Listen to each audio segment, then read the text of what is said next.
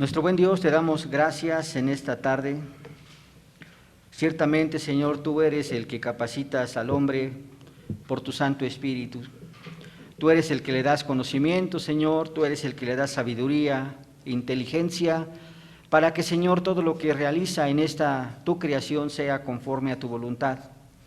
Y, Señor, estamos aquí reunidos, Señor, como un cuerpo en Cristo, Padre, que queremos, Señor, pedirte, Señor, la asistencia de tu Santo Espíritu, para que todas las palabras, Señor, que el día de hoy se transmitan o se republiquen a tu pueblo, provengan precisamente de ti, Padre. Gracias te damos, Dios. Y te queremos pedir, Dios, por tu pueblo, Señor, que tú confirmes en su corazón, Señor, todo aquello que tú enviarás, Señor, que sabemos que son palabras de vida. Bendito seas y alabado sea tu santo nombre en Cristo Jesús. Amén, Padre. ¿Pueden, hermanos, tomar su lugar, por favor?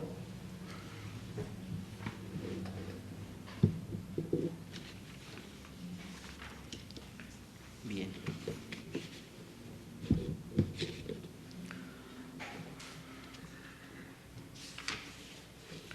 Bien, hermanos, el día de hoy vamos a continuar con la exposición que venimos desarrollando. Recordarán, hermanos, ya estamos casi a punto de terminar esta confesión que fue bastante edificadora para la iglesia. Tuvo muchos puntos. Toda la confesión belga es una confesión completamente doctrinal. Ahí podemos ver precisamente las enseñanzas que nuestro Señor Jesucristo quiere que nosotros conozcamos. Y bueno, desde el artículo número 1 hasta el artículo 37, todos, hermanos, encontramos unas grandes enseñanzas para la iglesia, para que puedan comprender la voluntad de nuestro buen Dios. Y en este artículo número 33, que el día de hoy nos corresponde exponer, dice lo siguiente, hermanos, lo voy a leer tal cual viene el artículo número 33. Dice la confesión belga en este artículo: creemos que nuestro buen Dios, atento a nuestra rudeza y flaqueza, nos ha ordenado los sacramentos para sellarnos sus promesas y para ser prendas de la buena voluntad y gracia de Dios hacia nosotros, y también para alimentar y mantener nuestra fe, a los cuales unió a la palabra del Evangelio, para presentar mejor a nuestros sentidos externos tanto lo que Él nos da a entender en su palabra, como lo que Él hace interiormente en nuestros corazones, haciendo eficaz y firme en nosotros la salvación que Él nos comunica, porque son signos visibles y sellos de algo interno e invisible, por medio de los cuales Dios obra en nosotros por el poder del Espíritu Santo. Así pues, las señales no son vanas ni vacías para engañarnos, porque Jesucristo, a su verdad, sin el cual ellos no serían absolutamente nada. Además, nos contentamos con el número de sacramentos que Cristo, vuestro Maestro, nos ha ordenado, los cuales no son más que dos, a saber, el sacramento del bautismo y el de la Santa Cena de Jesucristo. Bien, esto es lo que nos presenta el artículo número 33 de esta confesión belga, hermanos. Pero bueno, vamos a tratar de comprender lo que esta confesión belga nos está enseñando.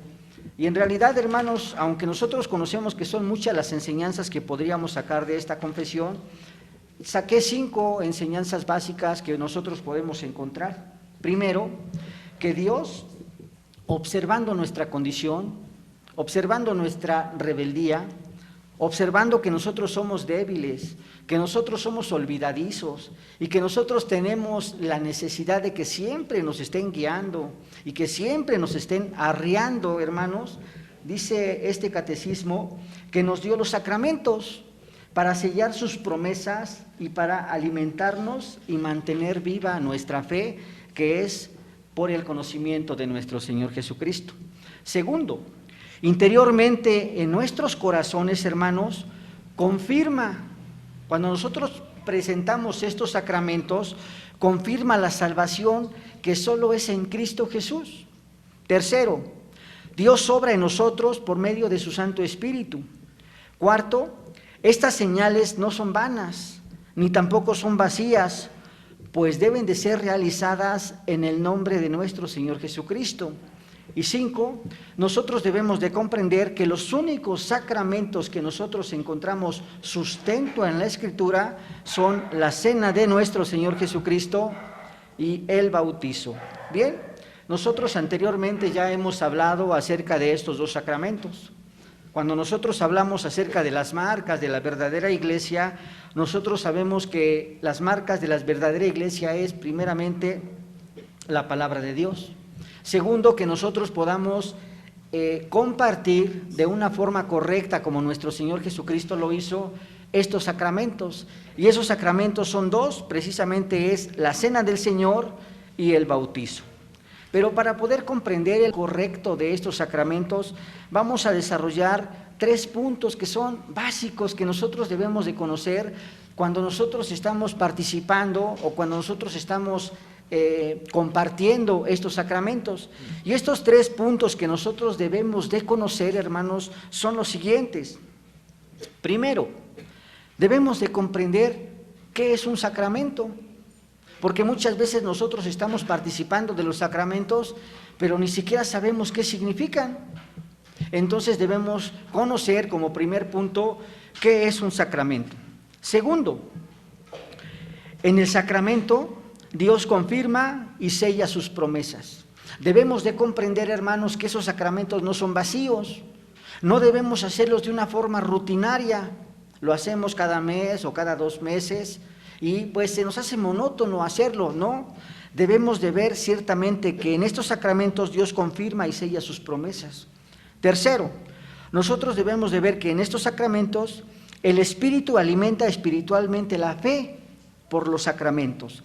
Estos son los 3 puntos, hermanos, que nosotros vamos a desarrollar el día de hoy, con la ayuda de Dios y de su Santo Espíritu, que nos dé palabra de sabiduría para que podamos exponer de una forma clara lo que el día de hoy se pretende, hermanos. Bien, vamos a abordar el primer punto, hermanos, ¿qué es un sacramento?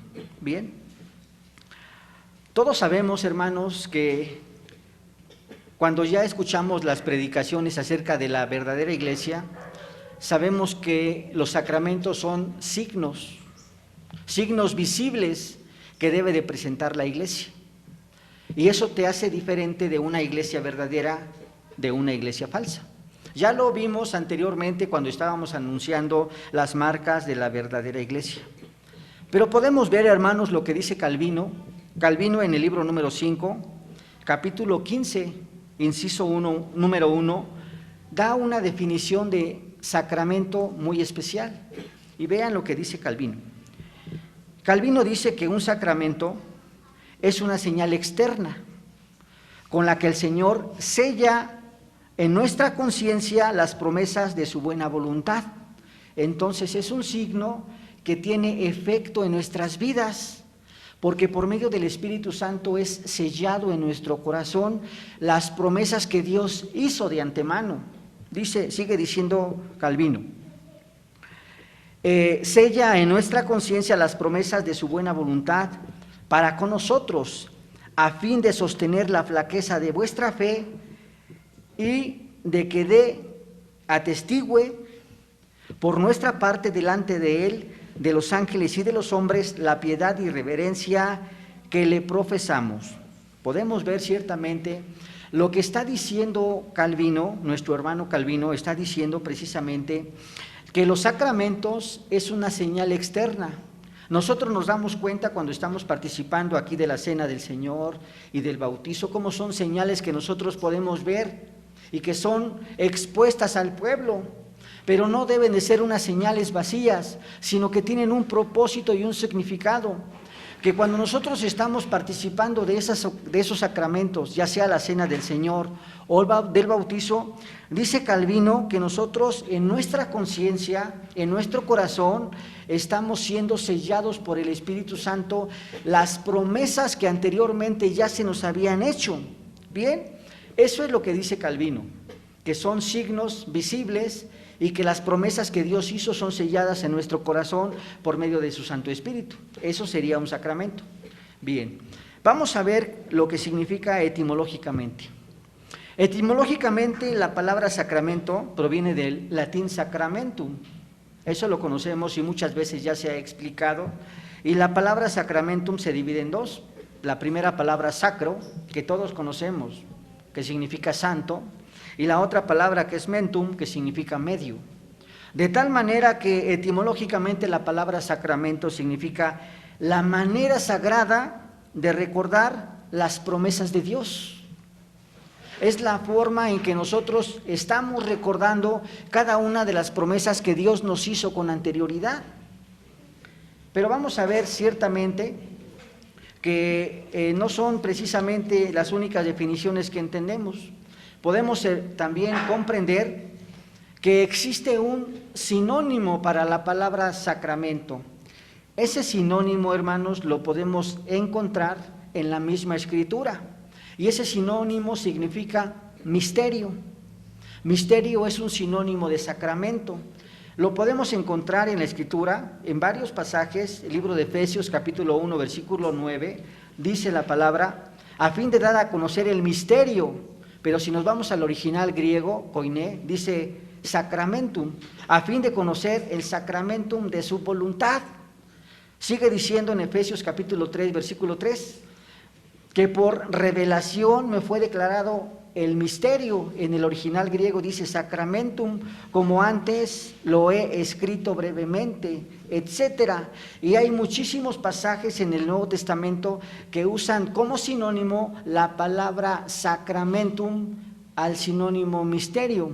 De tal manera que nosotros podemos comprender que el sacramento como sinónimo significa misterio. Tenemos Efesios capítulo 3, versículo 5, Colosenses 1, 26 al 27, etcétera. Tenemos muchos pasajes en la Escritura que nos confirman que este sinónimo también es válido. Por lo tanto, nosotros podemos comprender que este sinónimo es un sinónimo correcto de la palabra sacramentum.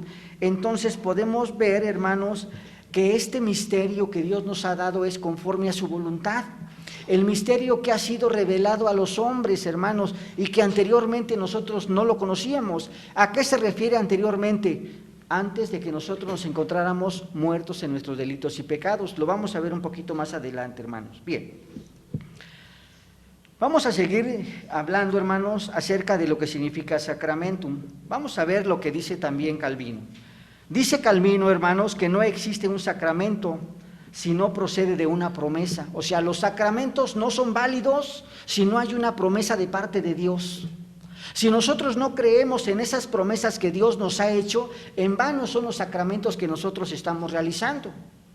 Si tú en realidad el Señor te prometió que formarías parte de tu pueblo y que tú deberías de bautizarte, tú te bautizas por la promesa que Dios te hizo, de que tú formas parte del pueblo de Dios, porque el Señor lo prometió.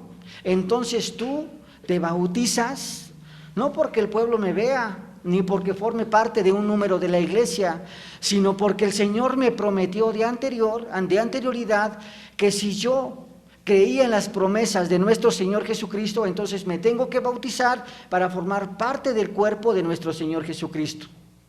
Entonces debemos de ver que los sacramentos deben de realizarse si con anterioridad se desarrollan esas promesas hechas por Dios. Si no existen esas promesas o no alcanzamos a comprender esas promesas, entonces los sacramentos que nosotros estamos desarrollando son vanos, hermanos. Lo que está diciendo Calvino, no existe un sacramento si no procede de una promesa, pero estas señales confirman y sellan las promesas y por el Espíritu Santo se hacen más firmes en nuestra fe y son hechas repetidamente, ya que somos olvidadizos e ignorantes de las promesas de Dios. Muchas veces, hermanos, nosotros nos decimos que pertenecemos al pueblo de Dios. Conocemos las bendiciones de Dios. Sabemos que en las Escrituras están escritas todas las promesas de Dios que tienen para aquellos que son sus hijos, para aquellos que aman a nuestro Señor. Pero está diciendo Calvino que nosotros somos olvidadizos. Así era la forma de hablar de Calvino. que ustedes son olvidadizos, ustedes son ignorantes, etcétera. De esta forma habla Calvino. Y con respecto a los sacramentos está diciendo que nosotros a continuo o continuamente estamos olvidando las promesas que Dios nos dio. A pesar de que el Espíritu de Dios está en nosotros, nuestra condición hace que nosotros seamos olvidadizos y que nos olvidemos de las promesas. Y que cuando nosotros estamos compartiendo o estamos participando de los sacramentos, muchas veces lo hacemos sin acordarnos de las promesas que Dios había hecho con anterioridad, hermanos. Eso es lo que viene diciendo Calvino. Y eso es la definición de lo que nosotros podemos comprender como sacramento, o como misterio, hermanos. Porque ciertamente es algo que el Señor te ha dado como promesa, que cuando tú estás participando de estos misterios, o de estos signos, o de estas marcas, debemos de recordar las promesas que Dios nos hizo con anterioridad, hermanos. Segundo punto, los sacramentos confirman y sellan las promesas de Dios. Bien, quisiera hacer una comparación, hermanos, para que quedara un poco claro acerca de que cómo es que Dios confirma en nuestro corazón por su Espíritu Santo esas promesas. Quisiera hacer una pequeña comparación. Todos sabemos de una forma clara lo que significa un testamento. Acordémonos qué es un testamento. Cuando nosotros vemos un testamento, existen dos partes. Aquel que está declarando su voluntad y aquel que va a recibir una herencia. Eso lo conocemos muy claro, ¿sí? Bueno, pero existe un procedimiento para que el heredero pueda obtener esa herencia. Primero, el que realiza el testamento debe de desarrollar por escrito su voluntad. Quisiera poner un ejemplo. Por ejemplo, alguna persona quiere dejarle alguna propiedad a otra persona, entonces por escrito dice: mi voluntad es dejarle mi propiedad fulana de tal, con tales medidas, en tal domicilio, a mi hermana Carla. Bueno, esa es la voluntad del que está haciendo el testamento. Bueno, pero si lo dejamos con una simple hoja escrita, ténganlo por seguro que no va a tener validez, no es válida. Entonces, estas personas que están haciendo su testamento deben de ir con personas que tienen autoridad, por ejemplo, un abogado. Un abogado va a validar la voluntad del que está desarrollando el testamento. Si alguien hizo un testamento, entonces tiene que ir con esta persona antes de que cierre los ojos o antes de que fallezca, o aún en esta vida, porque pueden hacer su testamento antes de tiempo, y decirle la voluntad al abogado. Y entonces el abogado, después de que plasmó la voluntad del que está haciendo el testamento, lo que debe de hacer es sellarlo para que ese documento pueda tener validez. Aparte de que quede sellado, debe venir la firma del que está poniendo su voluntad, hermanos. Tenemos la primera parte. La primera parte es aquel que está declarando su voluntad, está yendo con estas personas de autoridad y están poniendo un sello a un documento que es válido ante esta autoridad. La responsabilidad de esta persona, hermanos, como segundo punto, la responsabilidad es hacer cumplir la voluntad del que declaró este testamento. Entonces, ¿qué es lo que hace este abogado? Va a presentarse con el beneficiario o el que va a ser, el que va a recibir esta herencia. Cuando el abogado llega con aquel que va a recibir la herencia, ¿qué es lo que hace? Primero, entonces le va a decir que él va a recibir una herencia, pero que tiene que cumplir con ciertos requisitos que el que le está dando la herencia debe de cumplir. Entonces, aquel que va a recibir la herencia debe de cumplir al pie de la letra la voluntad de aquel que le va a dar una herencia. Por ejemplo, no sé, estoy hablando a la ligera. Fulano de tal le va a dejar una propiedad a mi hermana Carla, pero la condición es que tiene que cuidar a mi perro 10 años. Estoy hablando al aire, un ejemplo burdo, ¿bien? Entonces aquel que va a recibir la herencia tiene que cumplir con las condiciones que están estipuladas en el documento que se desarrolló en este testamento.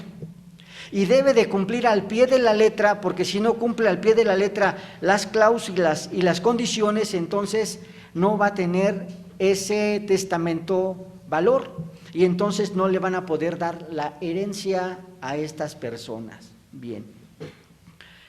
Estoy hablando precisamente de algo que nosotros podemos hacer comúnmente, pero vamos a llevarlo a comparar con lo que el Señor hace en nuestras vidas.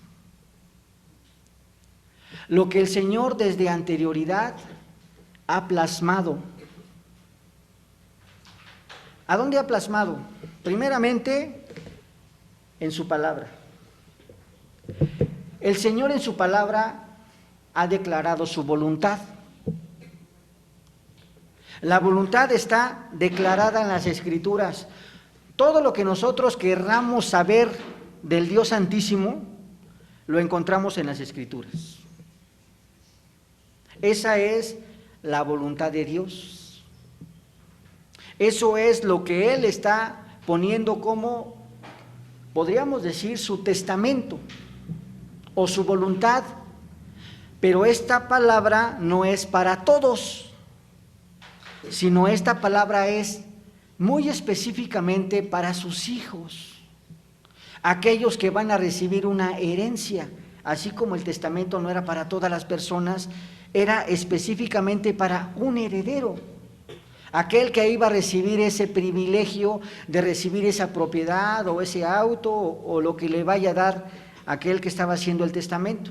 Bien, Dios está plasmando su voluntad, su palabra, no para todas las personas, sino para sus hijos, para que sus hijos puedan hacer la voluntad de su Padre. Y nosotros podemos ver, hermanos, ciertamente como en el testamento, anteriormente aquel que había declarado su voluntad, tenía que ser sellado. Si no, este papel no tendría ninguna validez si no tiene un sello de alguna autoridad. Bien, sabemos que la Escritura es palabra de Dios, hermanos, es innegable. Pero es palabra de Dios, hermanos, cuando nosotros decimos que creemos en la voluntad de Dios, es porque el Espíritu de Dios ha sellado en nuestros corazones de que somos hijos de Dios y de que nosotros creemos que esta Escritura es la palabra de Dios y es la voluntad revelada de Dios para nosotros. Nosotros lo creemos que desde principio hasta el fin es la voluntad de Dios y es para nosotros. Alguno podría decir, no, hermano, muchos pueden leer la Escritura, claro. Aquellos que no han sido redimidos también la pueden leer del principio hasta el fin, inclusive se la pueden saber de memoria. Y algunos otros podrían decir que no todo lo que está escrito en la Escritura es palabra de Dios. Y incluso algunos todavía teólogos modernistas sacan algunos pasajes de la Escritura diciendo esto es ficción, esto no es voluntad de Dios. Pero el que confirma en nuestro corazón de que esta es la verdadera voluntad de Dios es el Espíritu Santo, porque el Espíritu Santo es el que sella en nuestro corazón y nos confirma de que esta voluntad revelada por Dios es su voluntad para nosotros, para que nosotros seamos beneficiados, hermanos. Así como aquella persona que estaba otorgando su propiedad a un heredero, de la misma forma nuestro buen Dios, misericordioso, nuestro Padre, nos está dando su voluntad revelada para nosotros, para sus hijos, para que nosotros nos beneficiemos. La segunda parte, aquel que recibe la herencia. Aquel que recibe la herencia debe de cumplir con las cláusulas del testamento. Si no cumple con las cláusulas del testamento, entonces no puede recibir la herencia. ¿Qué pasa con aquellas personas que no creen en la palabra de Dios? Que no creen en su voluntad. Dice la palabra de Dios que el pueblo pereció por falta de conocimiento, por falta de sabiduría. La gente que no conoce la voluntad de Dios se pierde de una forma fácil, porque dice Calvino que no solo es necesario que conozcamos a dónde vamos, sino que también conozcamos el camino por donde nosotros debemos de llegar a ese lugar. Entonces, si nosotros tenemos la voluntad revelada de Dios para nuestras vidas y fue declarada para sus hijos, es necesario que nosotros como hijos cumplamos con todas las cláusulas que vienen establecidas en la palabra de Dios. Por ejemplo, ¿qué es lo que dice la primera pregunta de la Confesión de Fe de Westminster? La primera pregunta de la Confesión de Fe de Westminster dice: ¿cuál es el fin principal del hombre? Glorificar a Dios y gozar de Él para siempre. ¿Cómo podríamos nosotros glorificar a Dios, que es uno de los primeros mandamientos que todos los hijos de Dios deben hacer, que son una de las primeras cláusulas que tenemos para poder tener esa herencia eterna, glorificar a Dios? Debemos hacerlo, hermanos, en conocimiento, conociendo su voluntad. ¿Cómo podríamos nosotros hacer la voluntad del que nos dejó un testamento si no leemos el testamento? No podríamos, hermanos, sería absurdo. Si nosotros leemos de una forma clara todas las cláusulas que vienen en el testamento, nosotros podemos ver si somos capaces de recibir esa herencia por cumplir esos puntos que vienen en ese testamento. Ahora, ciertamente no es el hombre el que está capacitado para cumplir correctamente la voluntad de Dios, porque no hay uno, ni siquiera uno que cumpla perfectamente la ley de Dios, pero el que nos capacita de una forma correcta es el Espíritu de Dios. El Espíritu de Dios que está en nuestro corazón, el que nos guía, el que nos cuida, el que nos dirige, el que nos sustenta, es el que nos lleva a que nosotros podamos cumplir con la voluntad revelada de Dios para nuestras vidas, hermanos. Y entonces nosotros podemos cumplir con lo que Dios nos está pidiendo. ¿Cuáles son los beneficios que nosotros como hijos de Dios tenemos? Vamos a tener la salvación, vamos a formar parte de su pueblo, vamos a estar con nuestro Señor Jesucristo eternamente y para siempre, etcétera. Las promesas que vienen aquí en la Escritura son muchas y todas esas promesas son dadas a sus hijos, porque fue escrito para sus hijos que pudieran hacer su voluntad, hermanos. Aunque muchos la puedan leer, hermanos, como parte de la creación, esta palabra, hermanos, solamente la pueden cumplir aquellos que el Espíritu de Dios está en ellos, aquellos que son dirigidos por su Santo Espíritu, hermanos. Y solamente podemos adquirir esa herencia eterna si cumplimos con esos requisitos, con esos privilegios, hermanos. Pero me podrían preguntar, hermanos, ¿qué tiene que ver con los sacramentos? Bien, esa pregunta es válida, hermanos. Pero veámoslo desde este punto de vista. ¿Qué pasa cuando nosotros estamos participando de la cena, de la cena del Señor? Cuando nosotros estamos participando de la cena del Señor, hermanos, no simplemente es un recordatorio de lo que hizo nuestro Señor Jesucristo, Sabemos todo lo que nuestro Señor Jesucristo hizo. Sabemos que desde el decreto eterno, Dios, la Trinidad, decretó enviar a su Hijo, nuestro Señor Jesucristo, a dar su vida por nosotros, por su pueblo. Cuando vino aquí en la tierra, hermanos, sabemos que nuestro Señor Jesucristo fue verdaderamente Dios y verdaderamente hombre. Verdaderamente Dios, hermanos, porque ciertamente es necesario que alguien características divinas pueda cumplir esta perfecta obediencia que el Padre estaba exigiendo.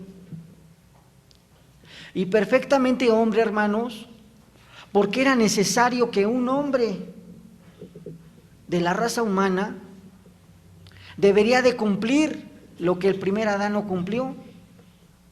Y sabemos que esta obra de redención que hizo nuestro Señor Jesucristo, la cumplió perfectamente. Su propio pueblo entregó a nuestro Señor Jesucristo. Fue entregado a la muerte, fue juzgado por autoridades, siendo él rey de esta creación. Fue llevado al madero y en el madero derramó su preciosa sangre para el perdón de pecados de su pueblo. Y nosotros podemos ver, hermanos, que ciertamente nuestro Señor Jesucristo, después de que murió, sabemos de una forma clara, porque la Escritura lo registra, que al tercer día resucitó de entre los muertos por el poder del Espíritu Santo, por la voluntad del Padre, y está sentado a la diestra de Dios Padre Todopoderoso. Cuando nosotros estamos participando de la cena del Señor, debemos observar las promesas en la redención. ¿Qué fue lo que hizo nuestro Señor Jesucristo? Toda su obra de redención la hizo por su pueblo, la hizo por nosotros, la hizo por ti, mi hermano, la hizo por mí. Por eso no debemos ver la cena del Señor como un signo vacío, sino que el Espíritu Santo sella en nuestro corazón esa promesa que desde anterioridad ya había sido anunciado por el Padre. La tenemos en Génesis 3:15, el protoevangelio. Ha sido anunciado desde la eternidad que vendría Cristo Jesús a salvar a la raza humana, en especial a su pueblo. Esas promesas son las que debemos observar cuando nosotros estamos participando de esta cena del Señor, hermanos. Y somos olvidadizos, hermanos, porque lo hacemos rutinariamente. Queremos participar de la cena del Señor, pues sí, a lo mejor porque ya pasó 1, 2 o 3 meses. Pero no debemos de olvidar que cuando estamos participando de ella, ya sea una vez al año, hermanos, debemos ver la eficacia de lo que hace el Espíritu de Dios en nuestro corazón. Que ciertamente somos olvidadizos y se nos olvidan las promesas de Dios, que son grandes y numerosas. En ese momento que estamos participando de la cena del Señor, deberíamos de ver presentes esas promesas que Dios hizo con anterioridad a nosotros, hermanos. ¿Pero qué con el bautizo, hermanos? Con el bautizo es exactamente lo mismo. Nosotros podemos ver en la Escritura, hermanos, cómo nuestro Señor Jesucristo vino a cumplir perfectamente con aquello que Adán no había cumplido. Una perfecta obediencia. Antes de que iniciara su ministerio, nos encontramos a nuestro Señor Jesucristo dirigiéndose al Jordán. Acordémonos de lo que dice la Escritura, que se encontraba Juan en el Jordán bautizando para el perdón de pecados, el arrepentimiento para perdón de pecados. Y podemos ver, parafraseando la Escritura, hermanos, cómo Juan ve venir a nuestro Señor Jesucristo. Y entonces nuestro Señor Jesucristo iba a ser bautizado por Juan. Y Juan le dice, ¿cómo quieres que yo te bautice? Tú eres el que deberías de bautizarme a mí. Y podemos ver cómo nuestro Señor Jesucristo le dice, deja, porque es necesario que se cumpla la Escritura. El hermano de Graff, hermano, hace una buena interpretación de ese pasaje de la Escritura. Y el hermano de Graff está diciendo que en el momento en que nuestro Señor Jesucristo es bautizado, forma parte de la cabeza de su pueblo. Él es el primero entre muchos, es el primogénito de un gran pueblo. Y podemos ver, hermanos, que para que nosotros podamos formar parte del pueblo de Dios, es necesario que nosotros cumplamos con lo que hizo nuestro Señor Jesucristo. Si nuestro Señor Jesucristo se bautizó para ser la cabeza del pueblo, entonces todos aquellos que se bautizan es la señal del pacto de que forman parte del pueblo de Dios. Esa es una promesa que Dios te está dando y que Dios le está dando a todas aquellas personas que formarán parte del cuerpo de Cristo, que formarán parte de la iglesia. Son promesas hechas por Dios. Cuando leemos la Escritura no las alcanzamos a ver hasta que nosotros empezamos a llevar a cabo este sacramento del bautizo. No nos bautizamos, hermanos, simplemente por formar parte de un número más de la iglesia, ¿no? O no nos bautizamos por un requisito que la iglesia nos está pidiendo, a lo mejor para casarnos o a lo mejor para tener los privilegios de la iglesia, ¿no? Nos bautizamos, hermanos, para formar parte del cuerpo de Cristo. Para eso nos bautizamos. Y así como en la cena del Señor, el Espíritu de Dios sella en nuestro corazón las promesas hechas por Cristo en la cruz, de la misma forma el Espíritu de Dios, cuando nos estamos bautizando, sella en nuestro corazón. No sé si ustedes han visto en las carnicerías que hay pedazos de reses y que tienen un sello de calidad. No sé, pueden ser productos kosher, como dicen, de muy buena calidad, ¿no? Entonces uno va a la tienda y está seguro que esa carne que uno va a comprar es buena, ¿no? De la misma forma el Espíritu de Dios nos sella. Y ahora nosotros formamos parte del cuerpo de nuestro Señor Jesucristo.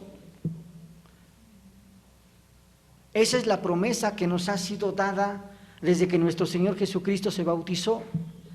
Que así como Cristo formó parte del cuerpo y Él es la cabeza, así cada uno de los que se bautice forman parte de este cuerpo. Y es sustentado y alimentado por el Espíritu de Dios, hermanos. Cuando nosotros nos bautizamos tampoco debe de estar vacío este símbolo, sino es un significado que nosotros debemos de tener presente todo el tiempo, hermanos. Y muchas veces no lo alcanzamos a comprender precisamente por nuestra ignorancia, porque se nos olvida muy fácilmente. Entonces tenemos que hacer los sacramentos repetidamente. ¿Para qué? Repetidamente, porque el Espíritu de Dios confirma continuamente en nuestro corazón lo que hizo Cristo Jesús y a quién le pertenecemos, hermanos. Tercer punto, hermanos. El Espíritu alimenta espiritualmente la fe por los sacramentos. En este punto, hermano, quisiera llevarlos a la Escritura, al libro de Génesis, capítulo número 2, versículos 22 y versículo número 23. En el libro de Génesis, hermanos, capítulo número 2, versículo número 22 y 23, dice la palabra de Dios.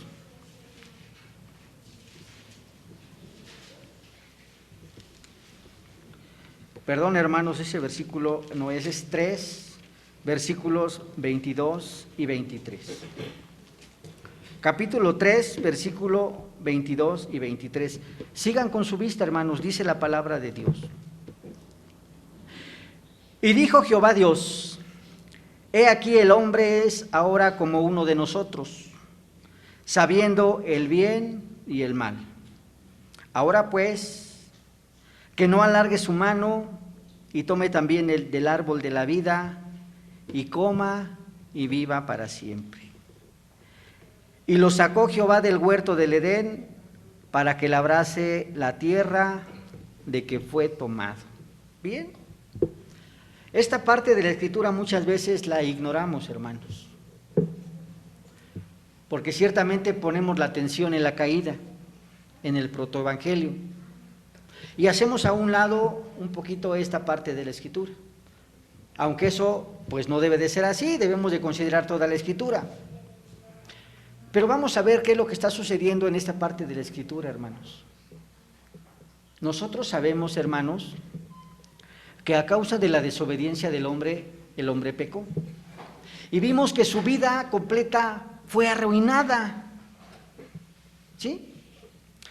Pero antes de que pecara, yo quisiera llevarlos, hermanos, a lo que estaba viviendo Adán y Eva en el Edén. La teología dice que el hombre fue hecho a imagen de Dios. ¿Qué significa que el hombre fue hecho a imagen de Dios? Que el hombre delante de los ojos de Dios era justo. Todavía el pecado no había entrado en esta creación. El hombre era santo, obedecía perfectamente la ley de Dios.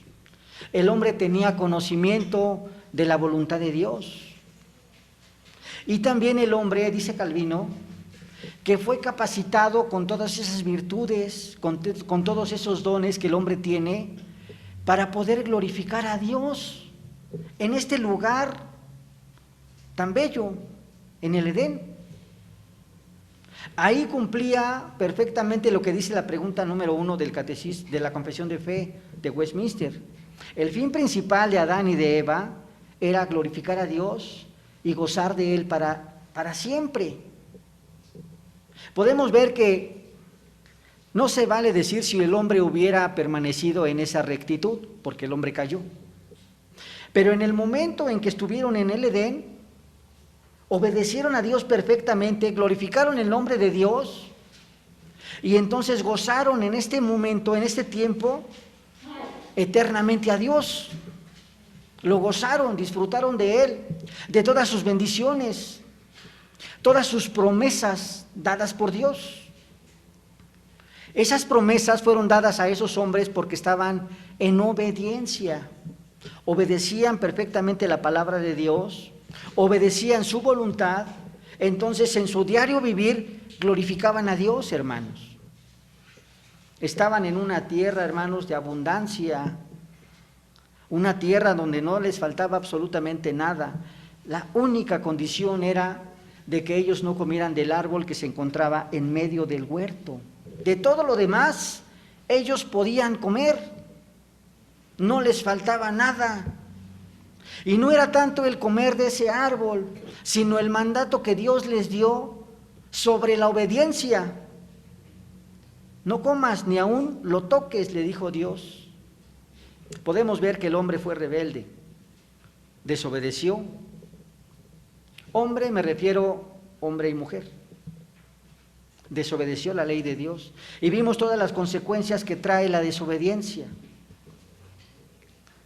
Pero veamos lo trágico, hermanos, que presenta este libro de Génesis. Que estos primeros hombres fueron sacados completamente de ese lugar de bendición, donde se encontraba Dios mismo bendiciéndolos.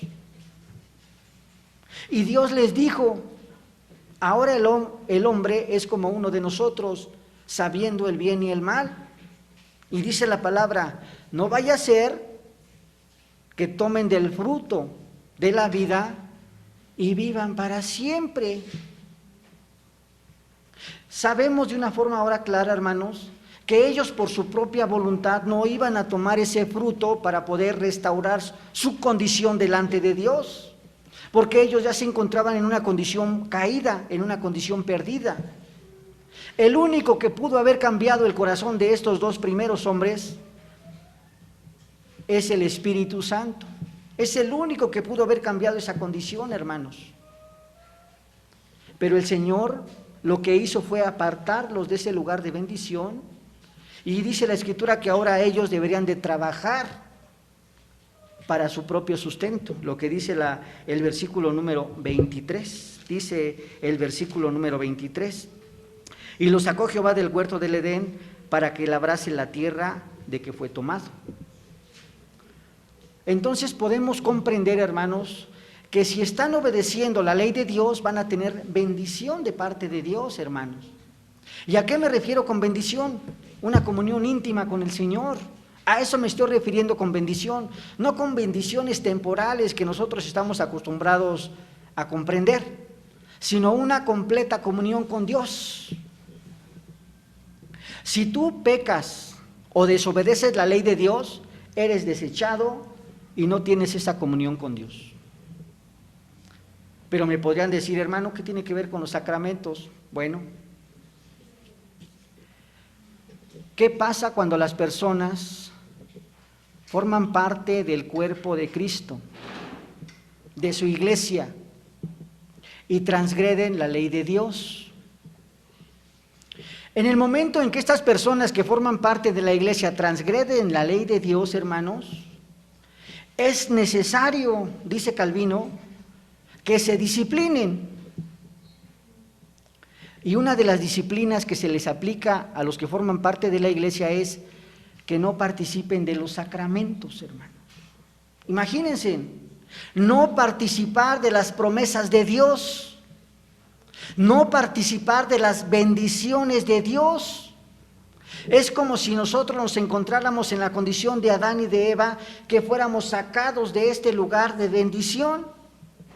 Porque cuando nosotros participamos de esos sacramentos, estamos siendo sellados por el Espíritu de Dios en nuestro corazón, y sabemos que las promesas que hizo Dios o que prometió Dios en las Escrituras son para nosotros. Al no participar de estos sacramentos, nos estamos perdiendo de esas bendiciones.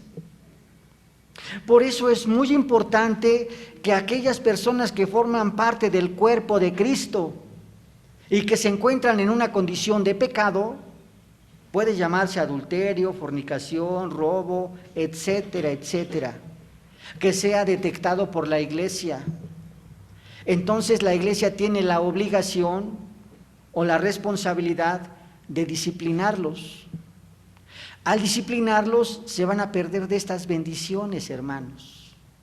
Ya no van a poder participar de los sacramentos, hermanos. Ya no van a poder ser edificados más en la iglesia. Pero no solamente se deben de dejar las disciplinas y a ver cuándo se levanta la disciplina, no. Debe de haber una constante oración para que el Espíritu de Dios, nuevamente en ese corazón que ha sido rebelde y contumaz, lo convenza del error. Y nuevamente por el Espíritu vuelva otra vez a Dios, a Cristo Jesús, y entregue completamente su vida a Cristo.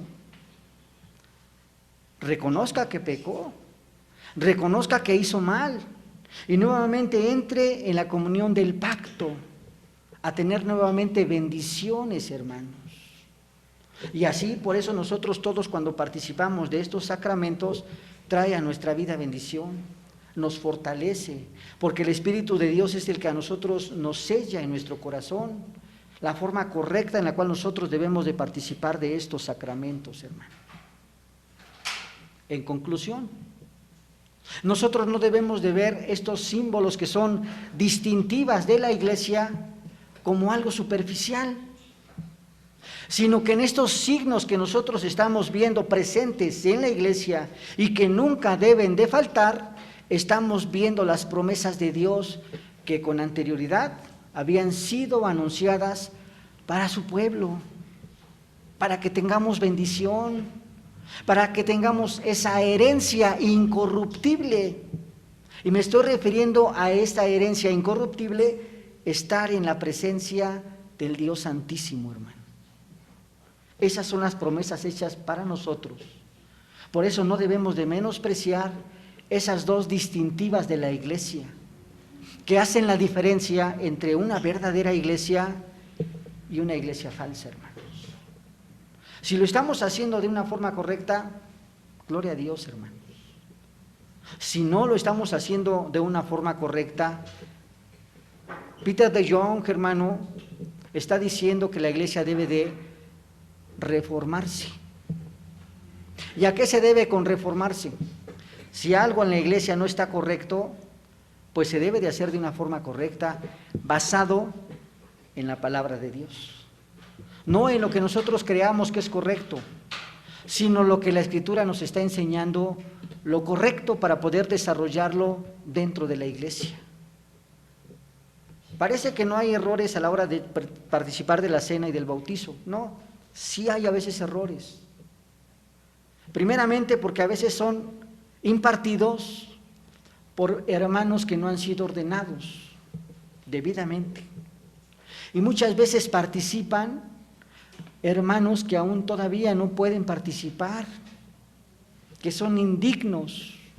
Por eso dice la Escritura, fíjate a ti mismo si tú eres digno de participar de esos elementos, porque no es tanto los elementos, sino la eficacia que Dios hace por su Espíritu en el corazón del hombre.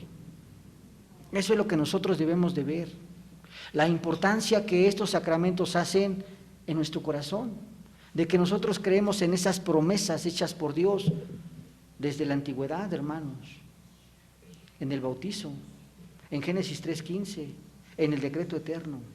Y esas promesas son hechas para sus hijos, hermanos. Así que, hermanos, no menospreciemos esos sacramentos que son fundamentales dentro de la fe cristiana y más dentro de la iglesia reformada, hermanos. Vamos a orar a nuestro buen Dios.